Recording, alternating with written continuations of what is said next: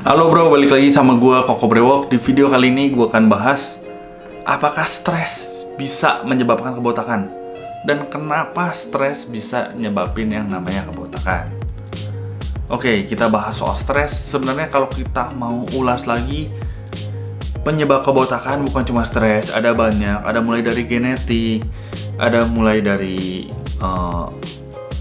lu kegemukan atau penggunaan salah obat dan lain-lain. Tapi yang di video kali ini yang akan gue bahas adalah dari stres yang menyebabkan kebotakan. So, kalau kita mau bagi dari stres itu dibagi jadi 3 yang bisa nyebabin kebotakan.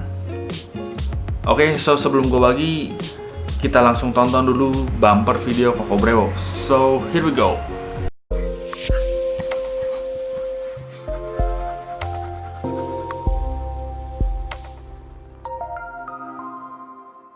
Nah, ini adalah jenis kebotakan pertama yang memang sering terjadi. Nah, ini sempat gue bahas. Ini adalah pitak atau alopecia areata. Itu yang disebabkan oleh stres. Jadi, alopecia areata ini sebenarnya penyebabnya bukan cuma stres, tapi bisa juga jamur, genetik, atau autoimun. Itu gue sempat bahas. Dimana kalau genetik itu memangnya ada turunan, tapi jarang sih sebenarnya genetik. Mayoritas itu karena adanya jamur. Jamur ini yang bisa bikin tiba-tiba lu jadi ada botak koin. Dan itu kalau nggak lu atasin, nggak lu obatin, itu bakal nyebabin botak yang bukan cuma botak koin, tapi bakal lebih besar. Dan berikutnya adalah dari autoimun sendiri. Autoimun adalah kondisi di mana yang harusnya melindungi autoimun, tubuh kita malah nyerang ke ke diri kita sendiri, ke lapisan di sini. Makanya dia nyebabin yang namanya botak koin.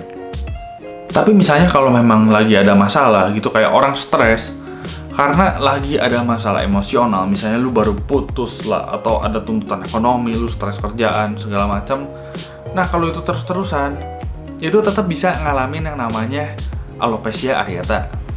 Yang berarti pitak itu sendiri bisa disebabkan karena lu stres. Jadi bukan karena mayoritas yang jamur atau mayoritas yang autoimun itu sendiri yang nyerang tubuh lu, tapi bisa juga disebabkan karena stres. Jadi yaitu stres bisa nyebabin pitak.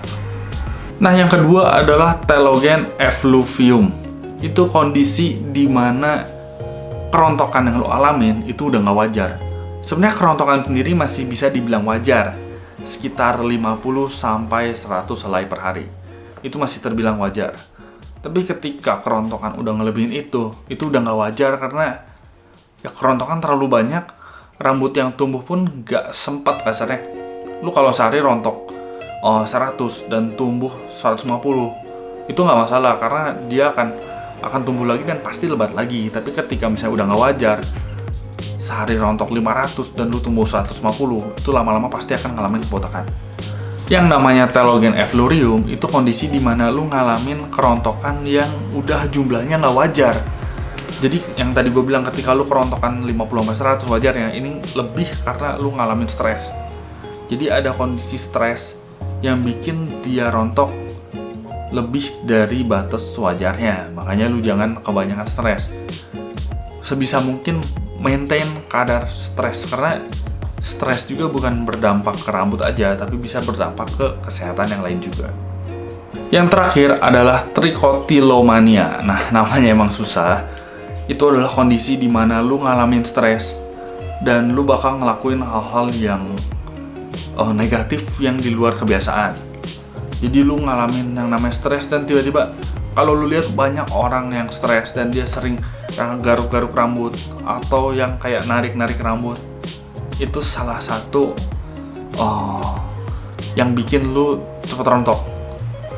Gue pernah bahas bahwa ketika lu rambutnya sering diikat dan itu kekencengan, itu akan nyebabin yang namanya cepat botak.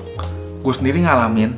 Jadi memang turunan gue bentuknya di sini udah M, dan kesini agak sedikit lebih dalam karena memang gue sempat 2 tahun diikat kuda. Jadi mungkin terlalu kencang atau mungkin terlalu sering juga diikat kuda, karena kalau lu lihat cewek-cewek kan rambutnya panjang, banyak kan diurai.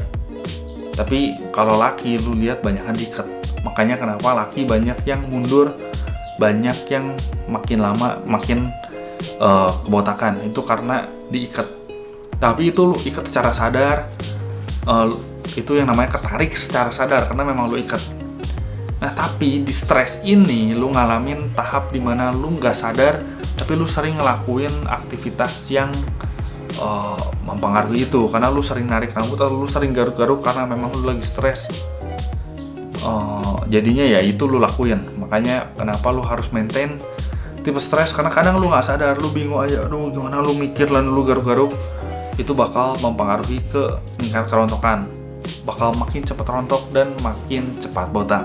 Oke, jadi itu aja video dari gua. Jadi gua mau infoin bahwa stres bisa nyebabin kebotakan. Ada 3 macam, ada yang memang pitak, ada yang memang bisa nyebabin lu rontok berlebih, dan ada yang bisa bikin lu ngelakuin sesuatu yang kebiasaannya memang memperburuk kondisi rambut karena memang sering lu garuk-garuk atau lu tarik-tarik.